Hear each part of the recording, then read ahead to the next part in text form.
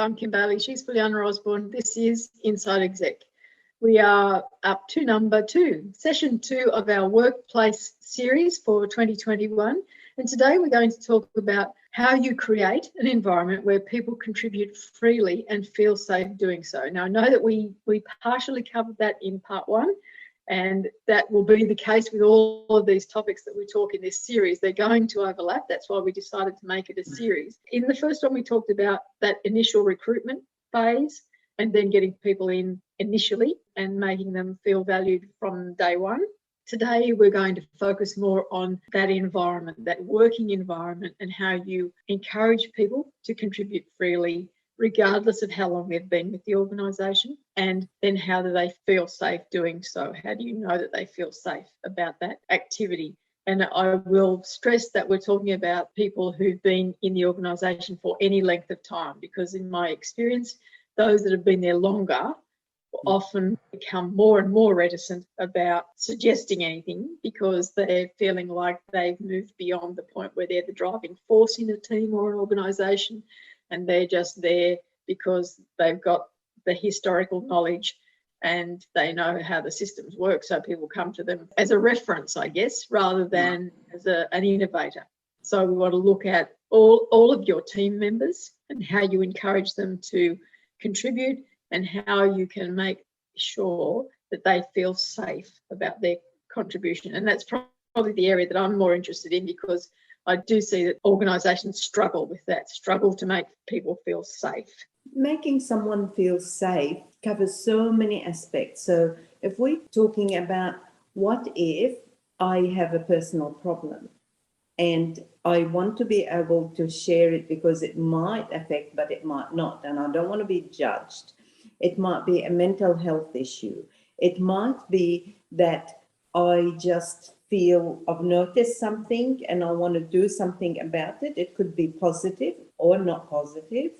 Can I do that without someone judging, misreading my motives and all of that? And I think that can only happen if it's done consistently. So from the CEO to the whole organization saying it's okay. If, for example, even if I make a mistake and a big one, how do I tackle that? What I used to say, because that's what some good leaders taught me, is if you make a mistake, the bigger it is, the faster you come and tell me about it. Because it's not just your mistake, it is a mistake. It might be all yours, it might be not. Doesn't matter about that. The point is, how can we fix it and make sure it doesn't happen again? The emphasis is on we. It's not you made a mistake. So I think to make it safe to do so is to firstly articulate it. Now, articulating that's how you manage, that's one thing, but that should be anybody in a leadership role, whether it's supervisory or CEO. Then the proof is in the pudding, isn't it? Because you say that, but how do you actually act when somebody comes and do that? Do you lose it? Do you judge? What do you do? How it's interpreted? So to your point is, if somebody's been there a long time, they might be even cynical. Oh, yes, they all say that, but you know what happened to Mary Jane and Tom Jones and so on and so forth, and they end up getting the sack, blah, blah, blah. I think this is then the onus is to prove that that's not going to happen here. It's going to be just like we say. Okay, but repetitive mistakes and deliberate and non-caring, they get handled different. That's one example. Another example, if somebody come in and say they got to feel safe to even say something to someone, no matter what position they're in, and that safe is not just, I've noticed something, and there was something when we're on a Zoom session, and somebody felt really uncomfortable and whatever, and I've noticed something. Is it appropriate for me to check that, or should I just pretend I haven't seen it? Is it my job to say, no matter what rank I'm in the room, we haven't heard from so-and-so? Is that putting them on the spot and making them feel embarrassed? Is it that including them? And we talked about that before. But by absolutely behaving in a manner And I have to put a bit of responsibility on the leaders, because people will look to us for guidance of how we act. But then as colleagues is also important. So if somebody comes up with an idea, another person shouldn't put them down, or after the meeting say, oh, you're trying to impress or whatever. It's action. It's the action in how we actually treat people and stand by what we say is our values in relation to make it safe for people to come and tell us things that might be sensitive to them, they might be private to them, they might be about the organisation, they might be about something they heard or read and they want to clarify, they might be concerned about. So, for example, I'll just have a topical thing is, I heard that my organisation is going to force all of us to come back to work and not work from home.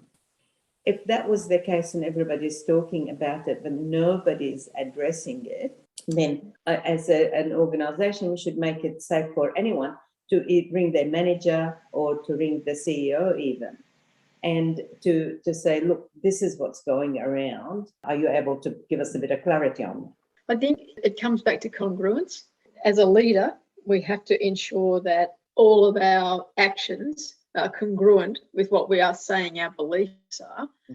And the easiest way for you to do that is to feel comfortable about what you're doing. So if you say to people, my door is always open, and inadvertently 3 days out of 5 you close the door, well, that's not congruent with what you've said. Even if you're doing it unthinkingly, you're thinking you're at home instead of in the office, whatever it is, you have to be mindful of everything you're doing. That particular example I use because I went as a consultant to manage a particularly troublesome centre in outer Sydney in the late 90s. And I said to them, I came in and I said, I will always work with an open door unless I'm in a situation that requires privacy, because I'm talking to an employee, and then the door will be closed. Now, sometimes it was really uncomfortable for me to have the door open because the rest of the office was open and it was noisy and distracting, and I didn't want to change their work environment in that sense. But it was important for them to see that the door was always open, and when it was closed, there was someone in the office with me, and it was never closed unless there was someone else in the office with me. After about 2 weeks, when I talked to all of them individually, one of the biggest problem children that was there, she was twice my age, but she was still a child in her behaviour. She came in, she said, you're so different from any other manager we've had. We judged you, we thought you were going to be this and that, and you're not. And I thought, well, that's good, because this, what you're seeing is who I am, this is how I'm going to manage you. And some days you won't like it, but some days it'll work in your favour.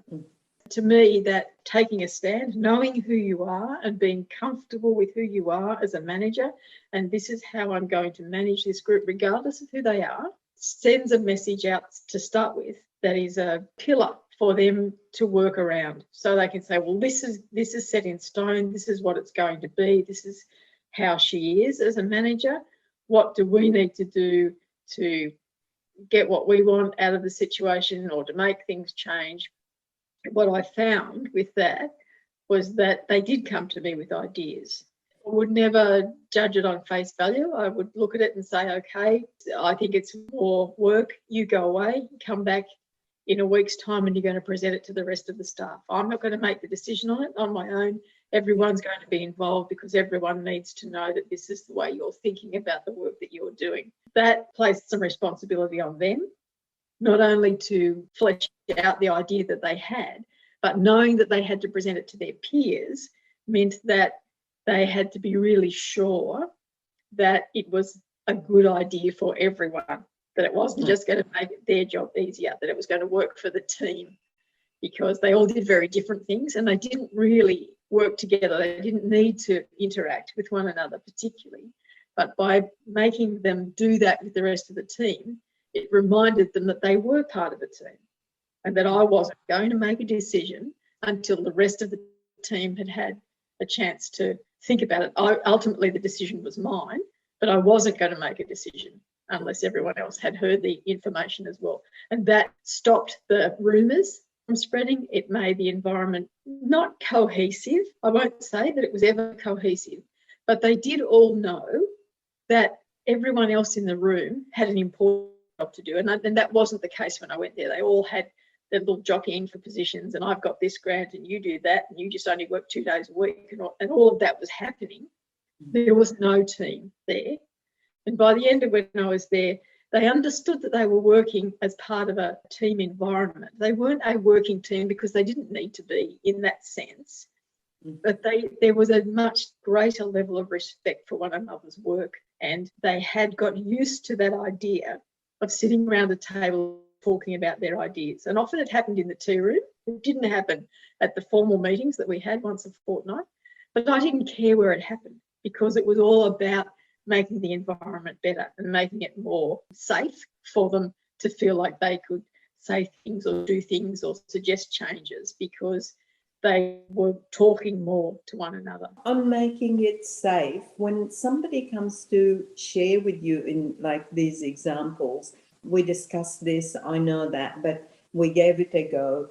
I'm really concerned that we're doing the wrong thing. And I find it personally, this, that, and the other. Okay, so when somebody comes to you with that, again, this listening, not patronizing, and also not making them feel like, oh, you are high maintenance, are you never happy? I think if you can't give an honest answer, and in some case not agree with them, just like you said, I need to think about the whole team, articulate it. And that's really important. Or saying, look, I think we're going to have to agree to disagree on this, even if it got to that, to say, look, from where I'm sitting, looking at it this way, we want to go ahead.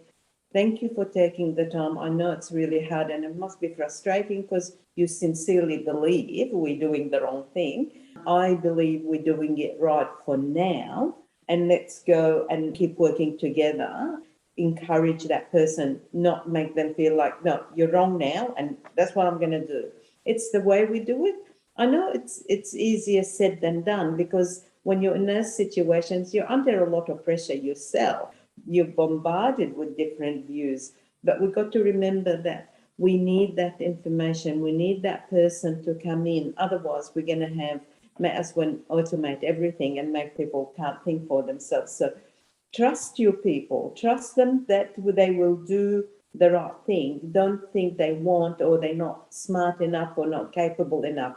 Trust them to do the right thing. This way, they will trust each other. I think too, with the owning up to mistakes, we have to acknowledge that sometimes people hesitate to do that because they don't want you as the manager to personally think less of them because they've made a mistake. They're worried about their reputation in your eyes personally, not professionally necessarily. And so we need as managers to practice our reactions to that because naturally enough, it's a bit like cutting your finger. And you know you shouldn't do it, and you know you've done it before, and you know it'll get better, all those things. But the initial reaction is you're irritated and you're angry that it's happened again. But you don't focus on the cut, because if you focused on the cut and how much you were bleeding, you'd bleed to death. What you focus is fixing it, is stopping the bleeding, is covering it up so that it can heal. That's an analogy that I use when people do come to me and say, look, I've done this, you know, I don't think this has worked. And I have a box of Band-Aids that sits on the desk, and I just pick it up and I say, well, what are we going to do? What's the Band-Aid for this? How are we going to fix it? How are we going to make it heal? And that helps me, you know, it's trite, but it helps me not have the automatic reaction of, oh, a problem. Instead of, I can look at the Band-Aids and I can say, okay, it's Band-Aid time. What are we going to do? And it moves me away from the immediate reaction, which is unnecessary because the person is already distressed and upset that the mistake has happened, and they don't need anything any more added to that. So to make it a safe environment, I have the Band-Aids and I just say, Band-Aid time, what are we going to do? By doing it that way too, just guess what? They're going to they might be, you know, not in a supervisory position, but they will be. And guess what? They'll make good leaders because they learn through their own experience how it felt to make a mistake, how it felt when they came to you, and how it felt when they solved it. that would be a very, very good thing when they're in a leadership position and they help others that way. We've probably covered the topic enough, but what I would like to hear from those of you listening is that what solutions do you use when the mistakes appear?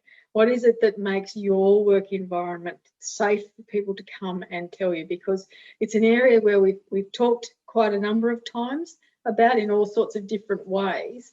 And it's obviously an area that is still interesting to all of you out there. So if you've got some more suggestions about how you make your work environment safe, we'd love to hear those and we'll share them in a future podcast. But for now, I'm Kim Bailey, she's Fulyana Osborne, and this is Inside Exec.